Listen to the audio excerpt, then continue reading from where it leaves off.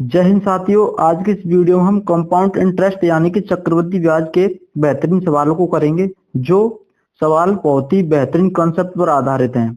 हम सवालों को बहुत ही शॉर्ट ट्रिक में करेंगे ताकि आप परीक्षा हॉल में सवालों को बहुत ही सेकंडों में यानी कि short trick with smart approach के साथ उड़ा सको। तो चलिए वीडियो स्टार्ट करते हैं। तो देखो दोस्तों, कंपाउंड इंटरेस्ट का पहला सवाल है। ये सवाल पूछा गया था SSC-MTS 2019 की आफ्टरनून की शिफ्ट में पूछा गया था। देखो पहला सवाल है, यदि 12,000 को 20% प्रतिवर्ष की दर से चक्रवृद्धि ब्याज वार्षिक रूप से संयोजित पर 2 वर्ष के लिए निवेश किया गया तो ब्याज कितनी थी, यानी कि चक्रवृद्धि ब्याज कितनी थी।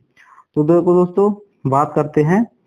ब्याज पूछ रहा है यानी कि कंपाउंड इंटरेस्ट यानी कि CI 2 साल की यानी कि कितनी है। तो रेट कितनी दे रखी है, 20% दे रखी है। कितनी दे रखी है, 20%। और 20% का हम 20% से 2 साल के चक्रवृद्धि ब्याज क्या कितनी होती है। देखो हम चक्रवृद्धि ब्याज कैसे निकालते हैं। तो देखो 20 का हम क्या कर देंगे, डबल कर देंगे। 20 का डबल कर देंगे, कितना हो जाएगा, 20 में 40 हो जाएगा। 20 में कितना हो जाएगा, 40। और फिर दशमलव लगाते हैं। फिर 20 का क्या कर देंगे, हम वर्ग कर देंगे। पहले गुणा किया, डबल किया, फिर वर्ग कर देंगे। 20 का वर्ग कितना होता है, 400।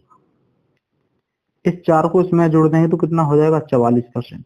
कितना हो जाएगा, 44%। यानी कि ये है 2 साल की 20% से क्या होगी, कंपाउंड इंटरेस्ट होगी यानी कि ब्याज हो गई। तो हमें क्या निकालना है, ब्याज निकालनी है।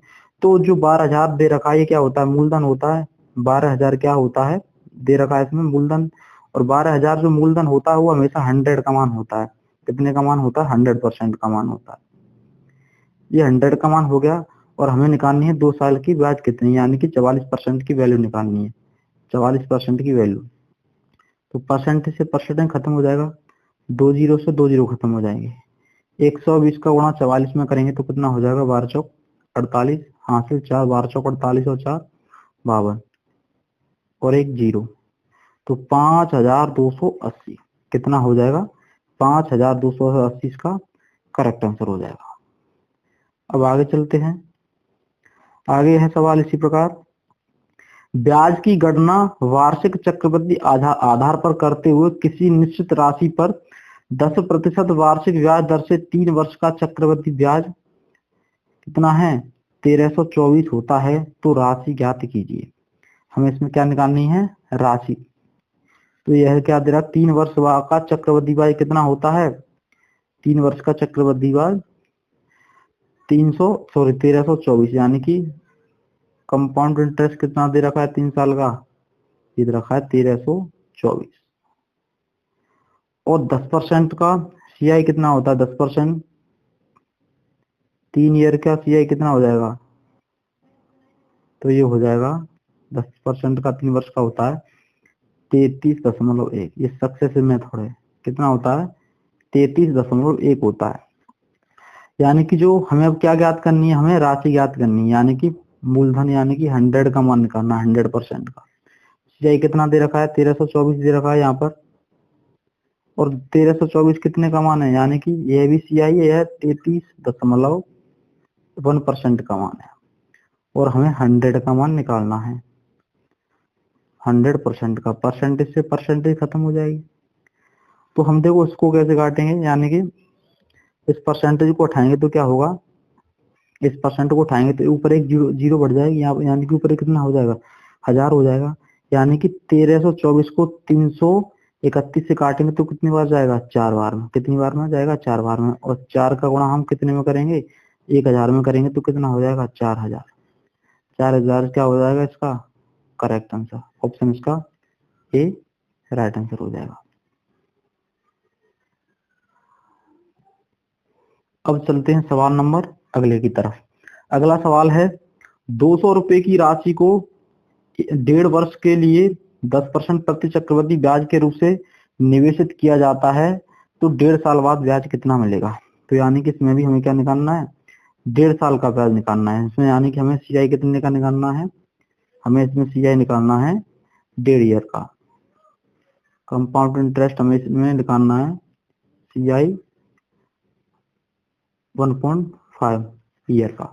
तो देखो दोस्तों, 10% जो लगेगा एक साल के लिए, 10% की वैल्यू कितनी होती है, 10% लगाएंगे, यानी कि यहाँ पे लिखेंगे हम अमाउंट, सॉरी प्रिंसिपल मूलधन, यहाँ पर अमाउंट यानी कि मिश्रता। 10% की फ्रैक्शन वैल्यू कितनी होती है, 1/10, 1/10, यानी कि पहले ब्याज 10 था, फिर कितना हो गया, 10 से बढ़कर 11 हो गया, एक साल के लिए होगा। लेकिन आधे वर्ष के लिए 10% नहीं लगेगा, क्योंकि 10% आधे वर्ष के नहीं लगेगा, 10% तो पूरे वर्ष के लिए, लेकिन आधे वर्ष के लिए तो कितनी वैल्यू हो जाएगी, 5% हो जाएगी। और 5% की फ्रैक्शन वैल्यू कितनी होती है, 1/20, यानी कि पहले राशि 20 थी, फिर बढ़कर कितनी होगी, 21। तो हम 10 का 20 में गुणा करेंगे तो कितना हो जाएगा, 200। और यहाँ पर करेंगे 11 कम 11, 11 दिन 22 और 1 23, 231, कितना हो जाएगा, 231। ये आ गया आपका प्रिंसिपल, ये आ गया आपका अमाउंट आ गया। तो प्रिंसिपल अमाउंट में से प्रिंसिपल घटाएंगे तो ये आ जाएगा आपका, सॉरी 31, 31 क्या हो जाएगा, इसका ब्याज हो जाएगा। तो देखो इसमें हम दे रखे जो 200 मान दे रखा है, मूलधन कितना दे रखा है, 200, सवाल में दे रखा है 200। ये 200 कितने का मान है, 200 ही का मान है। और हमें क्या निकालना है, कंपाउंड इंटरेस्ट यानी CI 31। 200 से 200 खत्म हो जाएगा, तो उसका CI 1.5 वर्ष का कितना हो जाएगा, 31, 31 इसका राइट आंसर हो जाएगा। अगला सवाल है, 1,000 रुपए की राशि 3 वर्षों के लिए चक्रवृद्धि ब्याज वार्षिक रूप से संयोजित पर निवेश की गई। यदि ब्याज की दर पहले 2 वर्षों के लिए 10% प्रति वर्ष और तीसरे वर्ष के लिए 50 प्रति वर्ष है, तो ब्याज कितना होगा। ये MTS 2019 की शिफ्ट का पेपर है। तो देखो 10% की फ्रैक्शन वैल्यू कितनी होती है, 10% की फ्रैक्शन वैल्यू होती है 1/10, 1/10। और 50% की फ्रैक्शन वैल्यू कितनी होती है, यानी कि 1/2। तो पहले 2 वर्षों के लिए 10% की ब्याज लगी, यानी कि पहले राशि 10 से कितनी हो गई, 11, 10 से कितनी होगी, 11, 2 वर्ष के लिए। फिर तीसरे वर्ष कितनी लगी, 50%, पहले राशि 2 थी, फिर कितनी होगी, 2 से बढ़कर 3 हो गई।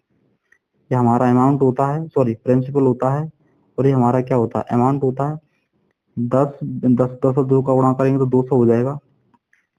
11 का 11 में 121, और 121 को 3 में करेंगे तो कितना हो जाएगा, 3 एकम 3, 3 6 और 3 एकम 3, यानी कि इस पे 163 का ब्याज मिला। तो इसमें राशि कितनी दे रखी है, 1,000 रुपए दे रखी है, और 1,000 कितने का, यानी कि प्रिंसिपल कितने, 100 का मान होता है, 100% का, सॉरी 200 का मान दे रखा है, कितने का, 200 का दे रखा है। और हमें कितने निकालना है, 163 का, 163 का। 2 जीरो से 2 जीरो खत्म, 2 से काटें तो उसको 5 बार में, और 5 का गुणा करेंगे 163 में, 5 × 15 हासिल 5 × 30 और 31 हासिल 3, 5 × 5 और 5 और 3 8, कितना हो गया, 815। 815 इसका क्या हो जाएगा, राइट आंसर हो जाएगा, यानी कि 3 वर्ष का ब्याज कितना हो जाएगा, 815। उम्मीद करता हूँ